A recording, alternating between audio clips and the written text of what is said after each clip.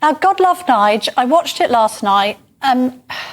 He was trying to get these stars off the middle of this water tank, and I was willing him on like the rest of the nation, I think, but he just couldn't hold his breath. So let's find out what exactly happened with Ben Leo, who is in the Gold Coast, or on the Gold Coast, I should say, in Australia. GB News reporter extraordinaire, doing his bit on the jungle.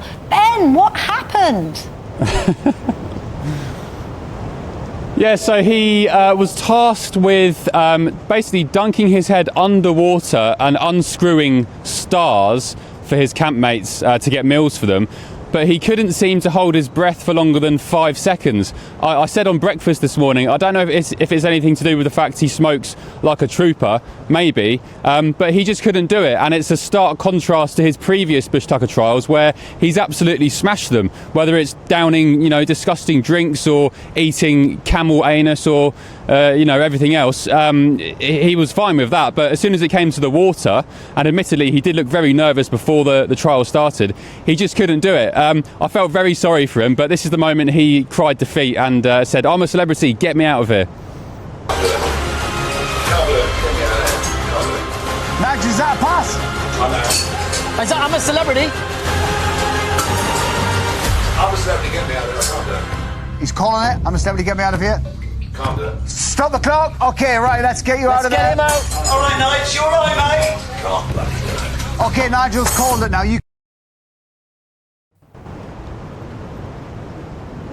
So, unfortunately, Nigel got 0 stars, so his contribution was paltry, to say the least.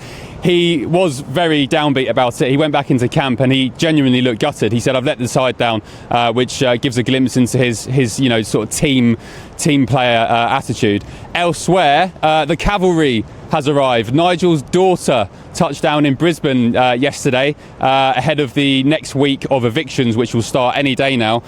His 18-year-old daughter Izzy said to reporters, "I think he's been getting on really well, and now people are seeing what he's actually like. It's been nice to see him broadly getting along with everyone." Wink, wink, Nella Rose. There's been a few disagreements, but he very much believes in shaking hands and agreeing to disagree, and we've seen that firsthand.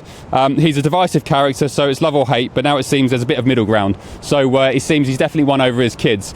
Elsewhere, I don't know if you've got the pictures, maybe not, but because I sent them quite late, but I've been going through my own Aussie punishment around here. Yesterday, Camilla, when I did my broadcast with you 7 p.m. Yesterday, I was getting eaten alive by sand flies, which I've had quite a strange reaction to. I've got these massive lumps which look like something rather sinister, but apparently because I'm a tourist and I'm not used to getting bitten by these flies, they've come up looking absolutely gruesome. So that's my own punishment. And yeah, as I said, in terms of the trials and the next evictions, it all kicks off this weekend, hopefully. So by the way, keep your eyes on the phone number as well to vote for Nigel, because you need to vote for him to stay in the camp. So when we have that number, I'm sure GB News will be broadcasting it everywhere. I'm sure we will, Ben. Thank you very much. I like the attempt to make out as if working in Australia has been a real drag. And thank goodness, by the way, those bites were on your legs and not somewhere else, because I think we've seen enough bottoms this week from GB News presenters to last a lifetime.